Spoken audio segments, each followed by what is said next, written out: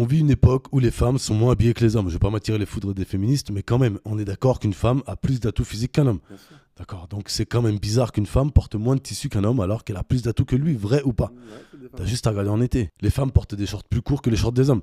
Les femmes portent des crop-tops plus courts que les débardeurs des hommes. Et je veux dire, c'est pas une minorité, hein, c'est une majorité. En fait, c'est tout un système. C'est une culture qui valorise l'apparence plutôt que le contenu, le spectacle plutôt que la substance. C'est le même message qui est véhiculé partout. Montre plus, mais sois moins. Ça alimente une industrie de la mode et du divertissement qui engrange des milliards en exploitant ces standards. Ils nous vendent en fait l'idée que pour être accepté, pour être désirable, il faut rentrer dans ce moule et suivre cette tendance. Mais c'est pas pour notre bien-être ou pour notre liberté, c'est pour plus de profit. Ils te font croire que plus tu es exposé, plus tu es libre. Mais c'est l'inverse. Pose-toi la question, pourquoi cette norme s'est-elle imposée?